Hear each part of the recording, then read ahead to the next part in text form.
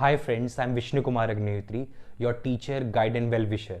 Today we are going to cover the most important topic. इस topic के ज़रिए हम ये समझेंगे कि पास्ट में किसी एक्शन को हम कैसे प्रकट करें, किसी एक्शन को हम कैसे एक्सप्रेस करें, right? That is the name of the tense is past continuous tense. Let's understand this tense with practical example. Practical example की सहायता से इसको समझते हैं. So the name is past continuous tense. past continuous tense, past में कोई action चल रहा था. For example, I went to the sports club yesterday at 4 PM. कल 4 बजे मैं गया हूं sports club. I came back at 6 PM. I came back at 6 PM. In between 4 to 6, what was I doing? 4 से 6 मैं क्या कर रहा था? I was playing. I was playing. Action चल रहा था पास्ट में, तो हम क्या यूज करेंगे? Past continuous tense.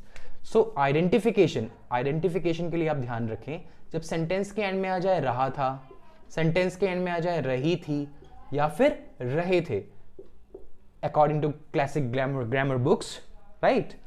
रहा था, रही थी, रहे थे, पास्ट कंटिन्यूअस टेंस. इसमें हेल्पिंग वर्ब क्या यूज होती है? The helping verb that we are going to use was and were. Main verb that we are going to use verb first form plus ING. Now किसके साथ was use होगा, किसके साथ were use होगा? I, he, she, it and singular, इनके साथ use करेंगे was. We, you, they and plural, इनके साथ आप यूज करेंगे were. Okay, I, he, she, it, singular was, we, you, they and plural were. Remember, first form plus ING and then object, right? So अगर हम ध्यान दें rule की तरफ, वह क्रिकेट खेल रहा था, वह हो गया he was playing cricket. Now subject, first of all the subject will come and then was and were, they are helping verbs, and then main verb that is verb first form plus ING and then at the end object. He was playing cricket. This is the rule of the simple sentence. Simple sentence का क्या rule है? वह cricket खेल रहा था. First of all subject, he was playing cricket. You can repeat after me also. He was playing cricket. Now negative, the negative sentence we need to use only not. किसके बाद?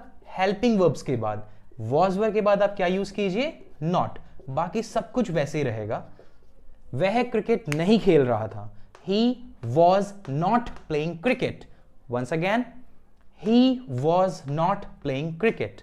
Now let's talk about interrogative sentence. interrogative sentence मतलब जिसमें प्रश्न पूछा जाए, right? प्रश्नवाचक वाक्य, that is interrogative sentence. Now क्या वह क्रिकेट खेल रहा था? सबसे पहले आप यूज करेंगे इसमें वॉज एंड वर. सबसे पहले हेल्पिंग वर्ब यूज होती है इंटेरोगेटिव सेंटेंस में. Was and were, then subject, then first form plus ING and then आपका ऑब्जेक्ट विद क्वेश्चन मार्क. क्या वह क्रिकेट खेल रहा था? Was he playing cricket, right? Now interrogative plus negative, was, were and then subject, then not, then first form plus ING and then object with question mark. क्या वह cricket नहीं खेल रहा था? Was he not playing cricket? Let's repeat once again. Was he not playing cricket? Okay. Now let's take some more example. क्या आप अखबार पढ़ रहे थे? आप means you. हम you के साथ यूज क्या करते हैं? were. लेकिन ये क्वेश्चन है, तो यू वर होगा या were you? Of course were you. Were you reading newspaper? क्या आप अखबार पढ़ रहे थे? Were you reading newspaper? हाँ, मैं अखबार पढ़ रहा था. यस, ये मैंने यस अपनी तरफ से लगाया है. हाँ, मैं अखबार पढ़ रहा था. Yes, I was reading newspaper.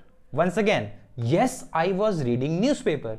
अगर मैं जवाब देता हूं नहीं मैं अखबार नहीं पढ़ रहा था, मैंने 2 बार नहीं बोला, मैंने कहा नहीं, नो. पहले मैंने क्या बोला? No. I was not reading newspaper. No, I was not reading newspaper.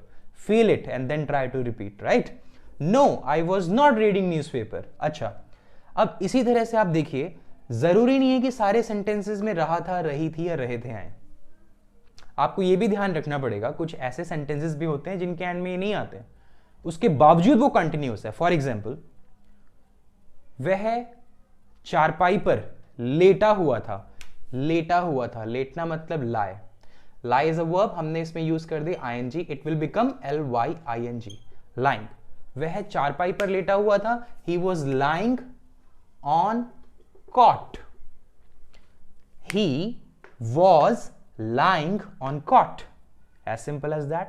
Now same way, अगर मैं कहता हूं कि मैं कुर्सी पर बैठा हुआ था, SITTING, sitting on chair. I was sitting on chair, इन दोनों सेंटेंसेस के एंड में रहा था नहीं आ रहा है। मैं कुर्सी पर बैठा हुआ था, मैं चारपाई पर लेटा हुआ था, इट मींस तभी भी वो काम चल रहा था, वो काम कंटिन्यू था, एक्शन कंटिन्यू था। सेम वे, वे छत पे खड़े थे। वे मतलब दे, दे सब्जेक्ट, दे के साथ आएगा were. They were standing on terrace. They were standing on terrace. अच्छा, तो यहां पे अगर हम ध्यान दें, खड़ा होना, बैठना या लेटना, ठीक है, खड़ा था, बैठा था या लेटा था, ये भी इसके अंदर शामिल हो रहा है। अपार्ट फ्रॉम दैट, अब इससे आगे चलते हैं। इसके अलावा अगर मैं कहता हूं कि मुझे भूख लगी थी, राइट, मैंने क्या कहा, मुझे भूख लगी थी। I was feeling hungry. I was feeling hungry, उसे प्यास लगी थी। He was feeling thirsty, तो भूख व प्यास लगना, that is also in past continuous tense, ये भी कंटिन्यू फॉर्म है, भूख का और प्यास का लगना। I was feeling hungry, I was feeling thirsty। अच्छा, इनके अलावा अगर मैं कहता हूं वह होटल में ठहरा हुआ था, तो ठहरा होना, ठहरा होना, या फिर he was staying at hotel। He was staying at hotel, वह होटल में ठहरा हुआ था। अच्छा, इन सब चीजों के अलावा हमें यह भी ध्यान रखना है, ठहरे होने के अलावा पहना हुआ होना, पहना हुआ होना, यह भी आपका कंटिन्यूअस फॉर्म है। जैसे मैं कहता हूं, yesterday you were wearing a nice hat, you were looking very handsome। कल आपने एक बहुत अच्छी हैट पहनी हुई थी, आप बहुत हैंडसम लग रहे थे। You were wearing a nice hat, subject you were wearing a nice hat। अब ये नहीं कल आप अच्छी टोपी पहन रहे थे, कल आपने अच्छी टोपी पहनी हुई थी, अच्छी हैट पहनी हुई थी।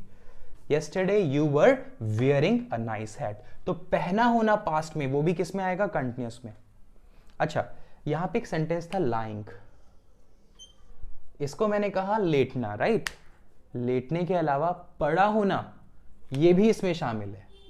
क्या कहा मैंने, पड़ा होना। फॉर एग्जाम्पल, मेरा पेन टेबल पर पड़ा हुआ था। My pen was lying on table. My pen was lying on table, मेरा पेन टेबल पर पड़ा हुआ था। हम ये नहीं बोलेंगे मेरा पेन टेबल पर लेटा हुआ था, राइट, मेरा पेन टेबल पर पड़ा हुआ था। Okay, apart from that, if we try to think about WH family, WH family के लिए हमारे पास दो ही रूल हैं, यही दोनों क्वेश्चन के लिए होते हैं, इंटैरोगेटिव और इंटैरोगेटिव प्लस नेगेटिव। मैं सबसे आगे लगा देता हूं WH प्लस। WH प्लस, तो जो भी WH फैमिली आप यूज करेंगे वो यहां पे लगाएं, why, when, where, what, whose, who, which, whom, how, anyone। So, कहां, where, आप कहां जा रहे थे, where were you going, आप क्या कर रहे थे, what were you doing, please repeat, where were you going, yes, what were you doing, right, आप क्या देख रहे थे, what were you looking at, देखने के लिए हम यूज कर रहे हैं looking at. What were you looking at, आप क्या ढूंढ रहे थे, हम बोल देते हैं what were you finding, what were you searching, इन सब की जगह क्या यूज कीजिए, what were you looking for, right. What were you looking for, आप क्या ढूंढ रहे थे। अच्छा, कई बार हम जॉब के लिए भी इसका यूज करते हैं, I was looking for a job, मैं जॉब ढूंढ रहा था। अच्छा, इसके अलावा दैट इज घूरना, स्टेयरिंग। आप क्या घूर रहे थे? What were you staring at?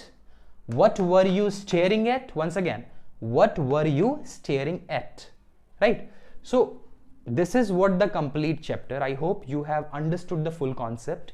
So, past continuous tense में I hope अब आगे confusion नहीं होने वाली। इसको हम combined sentences में भी use करते हैं।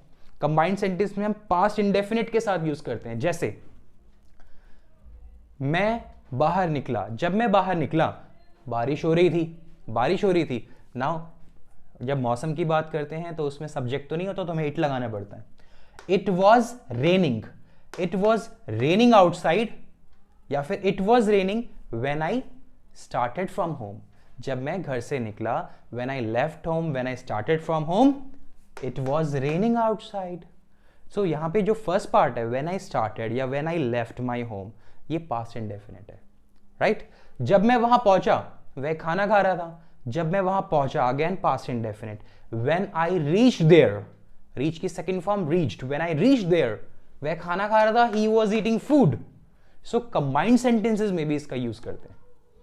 Okay, so now I hope you must have understood this chapter. Okay, and see you in the next class in that case, and don't forget to share this video to your near and dear ones. अपने दोस्तों और जानने वालों को ये video आप share कीजिए, and don't forget to like and subscribe the channel. Thank you so much, students. See you in the next class. Till then, take good care of yourself.